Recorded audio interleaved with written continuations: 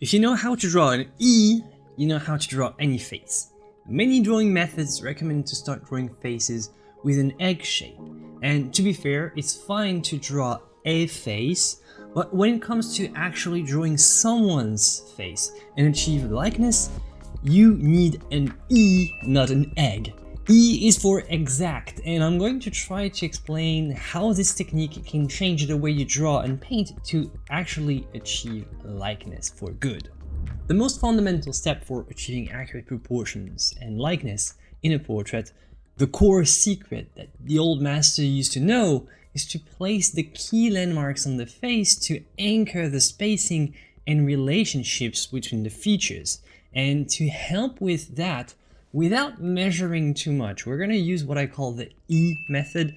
More about that in a moment. First, what are those landmarks that I'm talking about that we will be using as a reference point to define the structure of the face and achieve the likeness? There are several of them. The first one being the hairline. In our case, Ben Franklin here, our model, doesn't have a lot of hair, so really hard to say, but basically where the forehead stops and where the hair starts. Then we have the brow line. Then we also have the eye line. We also have the base of the nose. We also have the mouth, depending, sometimes it's the corner, sometimes it's the middle part, and also the bottom of the chin. So those are the main landmarks that we're looking for, but the problem is on their own, they're just floating aimlessly. They need to be anchored in a solid, well-proportioned structure, otherwise they're worth nothing to us, they're just floating. And this is where our E method will help. The problem here is that we can't rely on a predefined canon. Likeness is about finding what's unique in each model's features. We can't just begin with a light or an oval egg shape like this and divide it into predetermined sections. This method works for structural drawing where you come up with a face out of your imagination, but doesn't really help with likeness, which by definition doesn't have those predetermined sections. To get the likeness is actually to see in each individual model what kind of specific spacing is between the eye line and the base of the nose, between the base of the nose and the mouth line, between the mouth line and the chin. Each person has their specific proportions, and this is what you have to get. So we have to rely on key landmarks of each individual's face, but the problem is how to place them accurately. Still, the problem remains how to anchor them so that they fit the exact proportions of the face. And we're going to use two things to try to draw an E. We're going to need a plumb line and 3 horizontal marks. So first, let's talk about the plumb line, because this is our safety line. We're going to start with the back of the E, and for that, we're going to use a plumb line.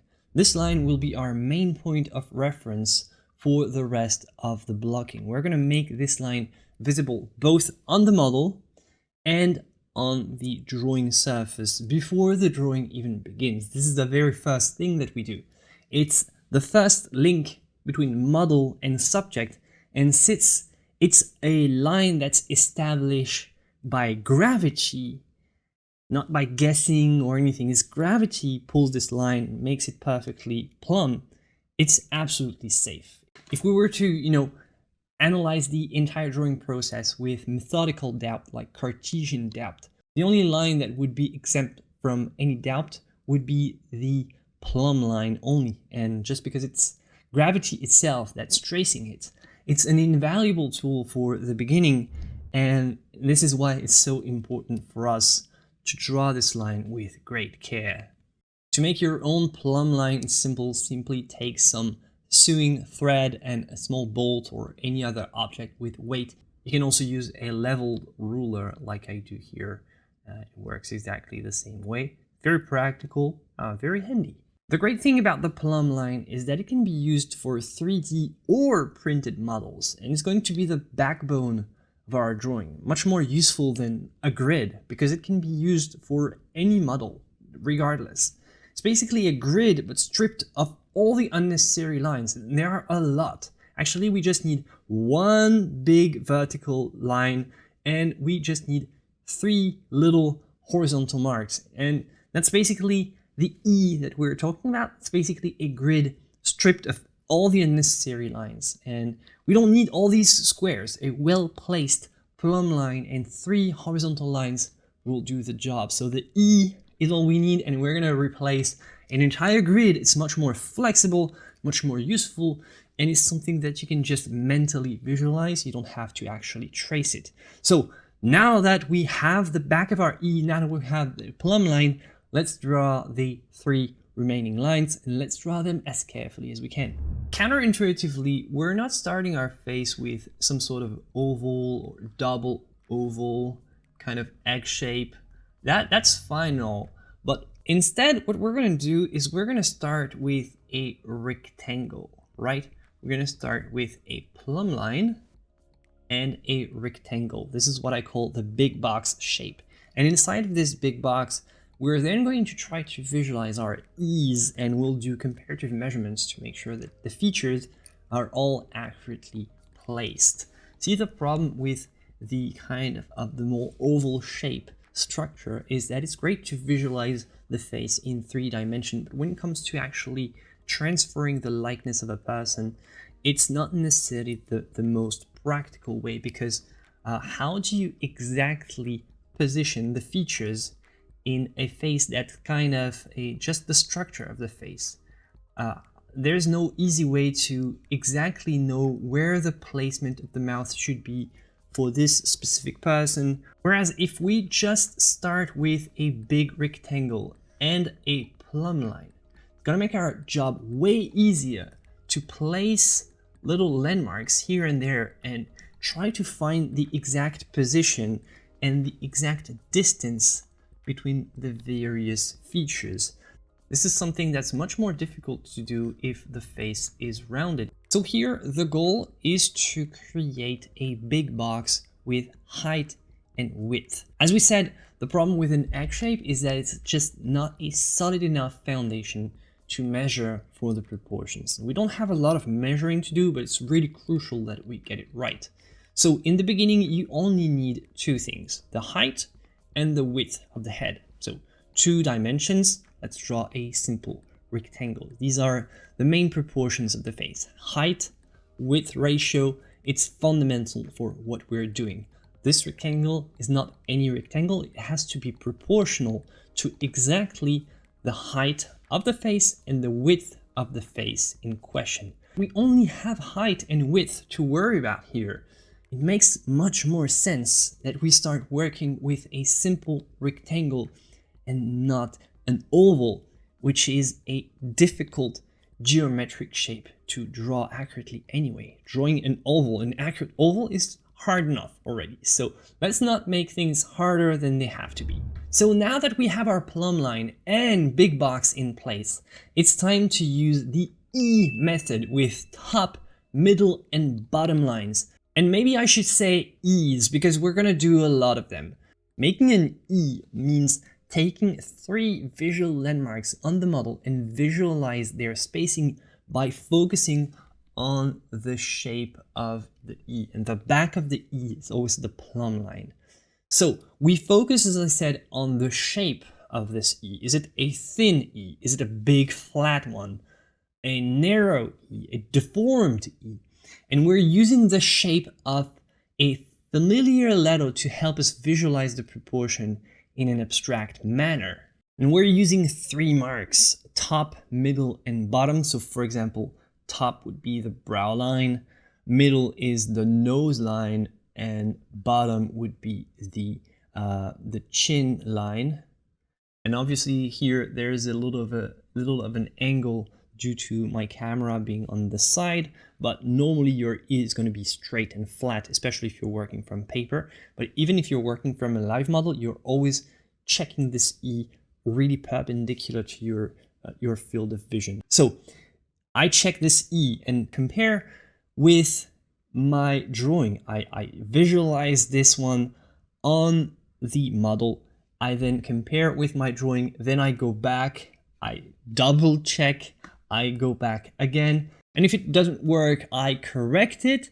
And if it works, we do another E, and maybe this time the top is going to be the bottom of the nose, middle is going to be the mouth, and the bottom is going to be the chin. And we have a very crushed E like that. And then we do another E. We switch the features together. We compare the model and the drawing and see how it goes, and so on and so forth. Then when we get more in the details, you can get closer and zoom in and get a more close-up E just for a single feature, like let's say for the eye maybe, and so on and so forth. If it helps, and if you're using a paper printout, you can trace the E on your model, but I don't really recommend it. I suggest that you just visualize it mentally and try to practice for when you want to start drawing from an actual live model. What you can do though is use a little skewer or the handle of a brush and visualize the E like that on your model. And it's more something that you have to do mentally by holding your hand in front of you and using the plumb line as the backbone of your E. And the thing is, I said try to not trace it directly on your paper model, but what you can do is you can trace it on your drawing as kind of construction lines that you're going to modify and correct. And of course, it goes without saying, you can make an inverted E, an upside down E, whatever. What matters is to have a trusted straight line, like the plumb line, obviously, and 3 small perpendicular marks. And it's the bare bone grid system that can help in locating the main landmarks of the face with precision. But you have to focus on these landmarks every time, and the structure doesn't stay in place. It's something flexible that you can use on the fly to just mentally adjust and visualize the spacing between the features. And the thing is that faces vary, so you have to observe the unique placement of the features in your reference. There are a couple useful notes that you can keep in mind, but you always want to trust your observation first, but kind of some ideal placement. The ideal eye placement is where the eyes are 1 eye width apart. Typically, the nose width aligns with the inner corners of the eyes, but it's not always the case. And the mouth corners sometimes, not always, but align vertically with the pupils. So if you want to use these as kind of suggestions of the placement as a first guess, then you do the E method, you double check these, and you make sure that they are accurate and based on your model and the likeness of your model. So you want to mark these points and do multiple E's. You want to do them again and again and create a sort of a scaffold that captures the individual character and the proportions of the subject. But now, what do you do when you have a bunch of little marks like that and your drawing actually looks more like a treasure map and not really like a face? Now it's actually time to transform those landmarks into anchor points and start building shapes around them. So once you've mapped out all the main elements of the face in the early stages, it's time to refine the landmarks for unique facial characteristics and start building the shapes that constitute the face around them. So landmarks become anchor points. Follow these steps. And you want to draw a basic envelope based on this basic envelope of the sort of the contour of the shape, the silhouette of the shape. And what you want to do is now try to adjust these proportions with measuring tools. The first measuring technique is the sort of the pencil measurement.